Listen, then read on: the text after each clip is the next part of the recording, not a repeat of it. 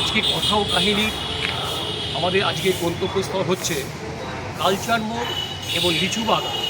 এই দুটো সংযোগস্থলে একটি কৃষ্ণকালীর মূর্তি স্থাপন হবে। এই কৃষ্ণকালীর মূর্তি স্থাপন করা হবে আগামীকাল অর্থাৎ 11 তারিখে। আজকে আমরা 10 তারিখ এসছি। এই মন্দিরে কি কি কাজ হবে, মন্দিরটা কিভাবে তৈরি করা হলো সেই সম্বন্ধে আমরা আজকে জানবো। তার আগে আমরা দেখি আমরা যেখানে এই মন্দির স্থাপন করা হয়েছে কালকে যে তার উদ্বোধন, তার পরিবেশটা আমরা দেখতে যাই। আমরা দেখতে পাচ্ছেন চারদিকে আলো মালা দিয়ে সাজানো হয়েছে, বিভিন্নভাবে এই মন্দির সাজানো হয়েছে, তার কাজ চলছে, সুন্দরভাবে এই মন্দিরকে সাজানো হয়েছে। বিভিন্ন রকম গাছপালা এখানে লাগানো হয়েছে এবং পাশেই দেখতে পারবেন আপনারা একটি পায়রা রাখার ব্যবস্থা আছে। দেখেছেন কি সুন্দর পায়রাগুলো এটার মধ্যে রয়েছে। ঠিক দুর্দান্ত লাগছে মন্দিরটাকে। আমরা একটু এগিয়ে যাচ্ছি। কালকে মন্দির উদ্বোধন হওয়ার আগে আমরা আজকে এসছি পরিবেশটা দেখার জন্য। কালকে বহু মানুষ আসবেন এই মন্দিরে। আমরা দেখতে পাচ্ছেন বিভিন্ন কালকে যে ভোগ রান্না হবে, মন্দির উদ্বোধনের সঙ্গে সঙ্গে তার ব্যবস্থা করা হয়েছে। বিভিন্ন রকম জিনিস সাজানো হয়ে গেছে, তারা রেখেছেন, সমস্ত জিনিস তৈরি করে রেখেছেন। কালকে বিরাট অনুষ্ঠান। এবার আপনার মন্দিরের সঙ্গে আমাদের নিয়ে যাবো। মন্দিরটা আমরা দেখুন, এখনও মা কালী মূর্তি উদ্বোধন হয়নি। শিবলিঙ্গ স্থাপন করা হয়েছে। আমাদের এবার মন্দিরটা দেখুন, সুন্দরভাবে সাজানো হয়েছে। মন্দিরটাকে আগামীকাল তার উদ্বোধন হবে। আজকে বিভিন্নভাবে তাকে ফুল দিয়ে আলোকমালা দিয়ে সাজানো হয়েছে। মন্দির দেখতে পাচ্ছেন, শিবের মূর্তি রয়েছে, তার সঙ্গে মা কালী মূর্তি এখন উন্মোচিত হয়নি, তাকে লাল কাপড় দিয়ে রেখে রাখা হয়েছে।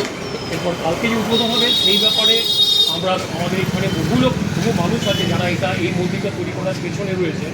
তারা বহুদিন চেষ্টা করেছেন এই মন্দিরটাকে তৈরি করার জন্য বিভিন্নভাবে। তাদের মধ্যে যারা রয়েছেন তাদের সঙ্গে আমরা একটু কথা বলবো। আমাদের মধ্যে রয়েছেন মহোদয় পারে। আপনি এই মন্দিরটাকে আপনি একটু কিছু বলুন, কীভাবে আপনারা তৈরি করলেন এবং কালকে যে উদ্বোধন হতো সেই ব্যাপারে তুলে বলেন।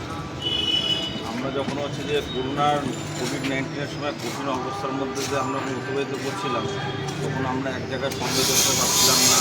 মানুষ হচ্ছে আজকে যে পার্শ্ববাড়িতে রয়েছে তার কিছু জায়গায় আছে, সে বড়লোক ভ্রমণ করেছে। সাথে একটা আমরা যখন এখানে ভাবলাম ঈশ্বরই একমাত্র উপায় আছে যে মানুষকে রক্ষা করার জন্য। তাই জন্য আমরা ঈশ্বরের কথা ভাবতে ভাবতে এরকম আলোচনা করছিল যে এখানকার মন্দির করে খুব ভালো হয়। এইরকম আলোচনা হতে হতেই আমাদের বন্ধুবান্ধবের মধ্যে দুজন এরকম হচ্ছে যে ঠাকুরের স্বপ্ন পায়, একটা মায়ের মন্দির বলে ভালো পায়। তাই এরকম আলোচনা করতে চলতে কাজ করা সম্ভব হচ্ছিল না। পূর্বজনদের অল্প করে সমস্ত সদস্যদের সঞ্চয়, লোকের সহযোগিতা আর লোকের প্রেরণাতে মন্দিরটা আস্তে আস্তে করে আমরা তৈরি করি। আর কতদিন লেগেছে মন্দির তৈরি হতে? এটা প্রায় 14-15 মাস হয়ে গেছে। কী মূর্তি এখানে রাখা হচ্ছে? এখানে হচ্ছে যে বাবা ভোলানাথের মূর্তি রাখা হয়েছে, আর হচ্ছে যে আমাদের দক্ষিণাকালী, তাকে আমরা পুজো করার জন্য আমরা প্রস্তুতি নিয়েছি। আচ্ছা, মূর্তি কোথা থেকে? মূর্তি আমরা নিয়েছি কলকাতা থেকে। এখানে যেহেতু মূর্তির কারিগর ভালো পাওয়া যায়, মূর্তিটা ভালো আমাদের বানিয়েছে, ভালো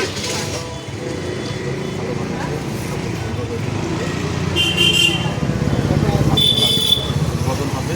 আচ্ছা, উদ্বোধন তো হবে, উদ্বোধনটা কীভাবে হবে? মানে আপনারা তো খুব জাঁকজমকভাবে উদ্বোধন করবেন মনে হচ্ছে, চারিদিকে দেখে যা মনে হচ্ছে। উদ্বোধনেতে আমরা প্রথম একটা চিন্তাভাবনা করেছিলাম যে মায়ের উদ্বোধনটা যাতে হচ্ছে যে মায়েরই খুব কাছের লোক, বর্তমানে কাছে যে হবে। তা আমরা হচ্ছে যে আপনার হচ্ছে মহারাজ ব্রহ্মচারী মুরাল ভাই মহাশয়কে আমরা অনুরোধ করেছিলাম। তা উনি আমাদের অনুরোধে সম্মতি দিয়ে উনি উদ্বোধন করবে।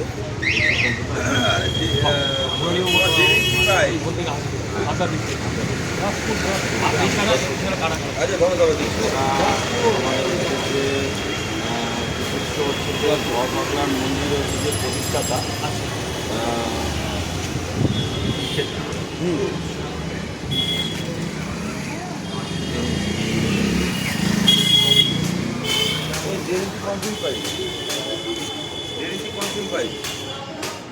আপনারা দেখতে পাচ্ছেন বিভিন্ন মন্দির থেকে বহু মানুষ আসবে এই উদ্বোধনের ব্যাপারে সেইটা আরও ভালোভাবে যাতে হয় তারা চেষ্টা করছে। মন্দির থেকে বিভিন্ন মন্দিরে যে মানুষজন আসবেন তাদেরকে উদ্বোধন করানোর জন্য আমাদের মধ্যে সংগঠনের একজন রয়েছেন, তারপর তো পাশে আরেকজন রয়েছেন।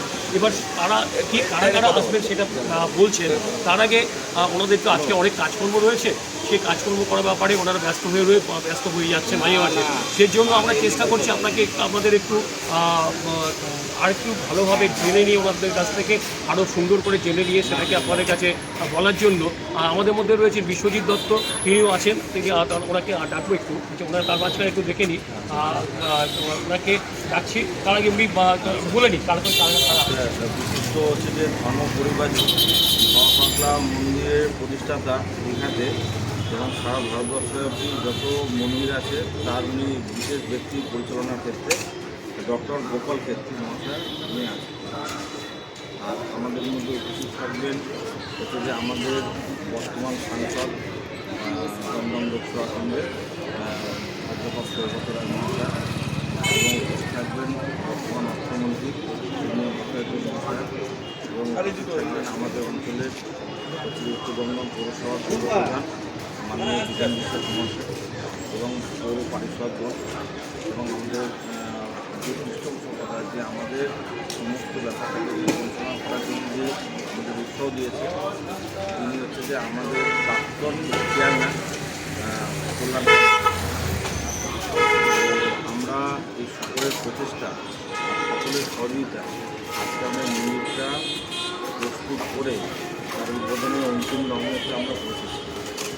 আর কিছুটা সময় করা হতো কালকে আমাদের উদ্বোধন হবে, মায়ের কালকে পুজো পাঠ হবে, তাদের মধ্যে পুজো পাঠ করবে, সন্ধ্যাবেলা ভর্তি দিতে আছে, বিভিন্ন হচ্ছে যে বিশিষ্ট ব্যক্তিরা তাদের সম্মান প্রদান আছে, বিশিষ্ট মানুষদেরকে বস্ত্র বিতরণ আছে এবং ভোট বিতরণ আছে।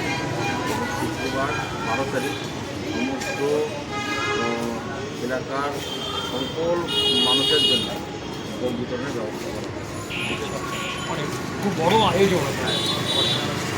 এছাড়া আর কী কী কাজ আছে?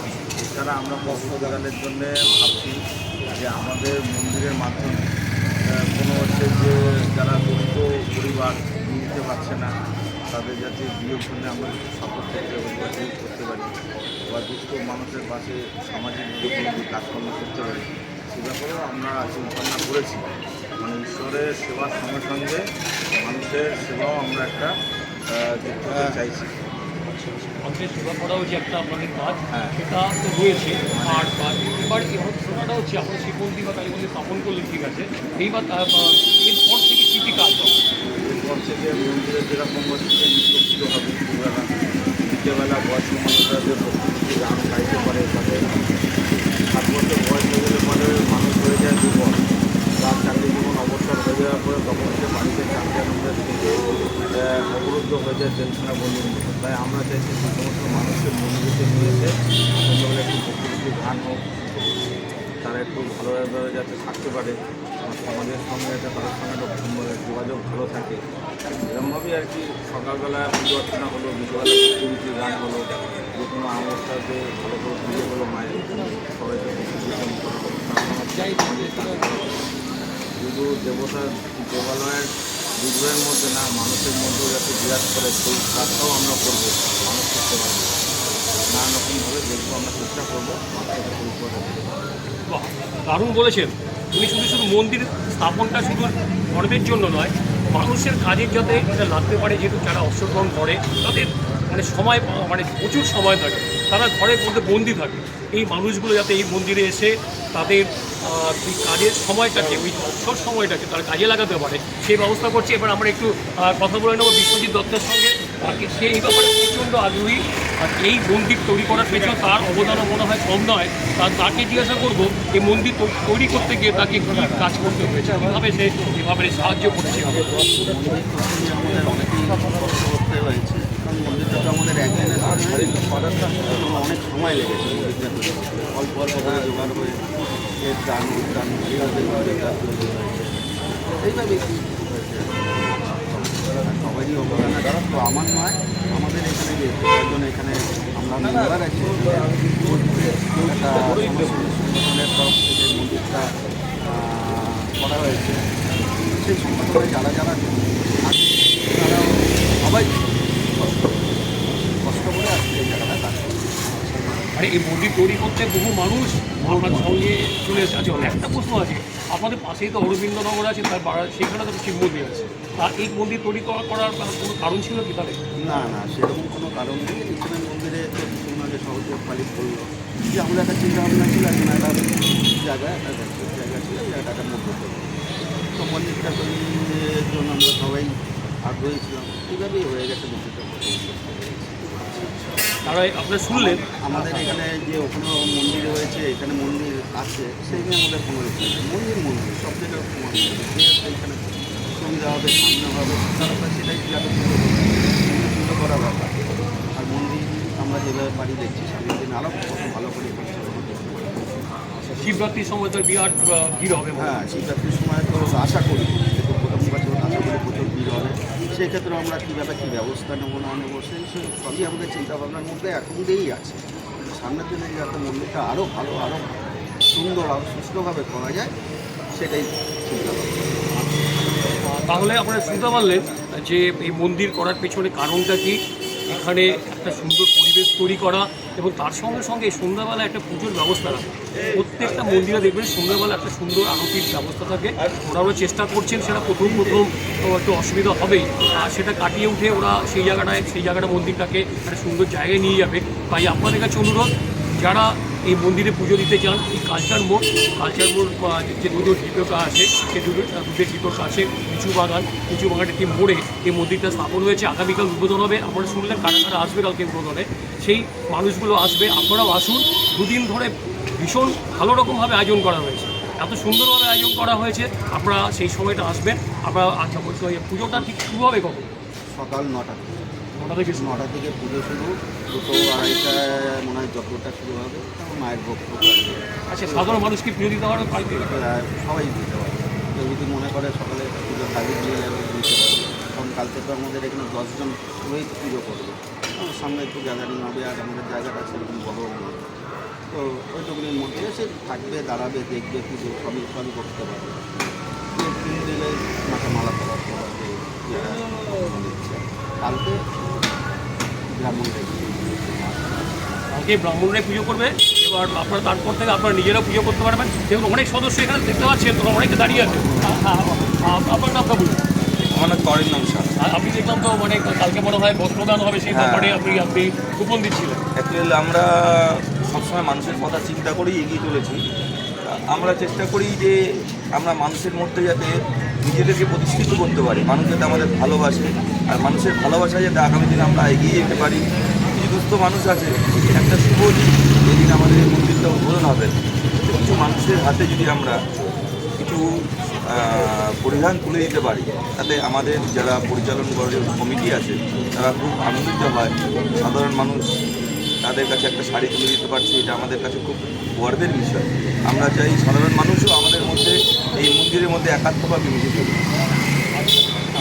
মানে শুনতে পারলেন, তারা চাইছে সাধারণ মানুষ জড়িয়ে যান। এই এত সুন্দর একটা আয়োজন, সেই আয়োজনের মধ্যে একটু যদি সাধারণ মানুষ থাকে তাহলে তাদের উপকার হবে। এই ব্যাপারে কিন্তু প্রত্যেকটা সদস্য ভালোভাবে কাজ করছে। আমাদের মধ্যে মহিলারা নেই, সদস্যরা নাকি? অবশ্যই আমাদের মধ্যে প্রচুর মহিলা আছে যারা এই মুহূর্তে বিভিন্ন কাজে তারা ব্যস্ত আছে। আগামীকালের যে প্রস্তুতি কর্মসূচি চলছে আমাদের, এটা তো একটা কর্মকাণ্ড, বিরাট বড় কর্মকাণ্ড যে আপনারা জানেন, এবং আমরা এলাকাবাসীকে জানিয়েছি যে তারা যাতে সবাই এর মধ্যে উপস্থিত থাকে। এবং সমস্ত মহিলারা কালকে সকাল থেকে একদম সকাল 6টার সময় বলা আছে তাদের আসার কথা।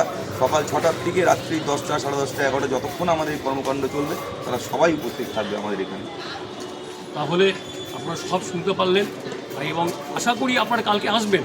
কালকে এসে অর্থাৎ 11 তারিখ উদ্বোধন, এই 11 তারিখে যে উদ্বোধনটা হবে তারপর থেকে তো আপনাদের জন্য মন্দির পুরো খোলা থাকবে। আপনারা এসে পুজো দেবেন এবং এই মন্দিরকে আরও সুন্দর করে তোলার দায়িত্ব আপনারও আছে। সুতরাং আপনারা শুধু মন্দিরে আসবেন না, সেই মন্দিরটাকে আরও ভালো করে তৈরি করা যায়, আরও সুন্দরভাবে মানুষের কাছে উপস্থিত করা যায়, সেইভাবে আপনারা চেষ্টা করবেন। এই আশা রেখে আজকের এই কথাকাহিনীর যে পর্ব আলচান মোড়ের ঐক্য দ্বারা আয়োজিত, ঐক্য সমাজসেবী দ্বারা আয়োজিত যে কালী এবং শিবকালী মন্দিরের যে উদ্বোধন, সেটা আগামীকাল হচ্ছে। আপনারা অবশ্যই আসবেন এই আশা রেখে আজকের আমাদের এই ছোট্ট অনুষ্ঠানটা শেষ করলাম। নমস্কার।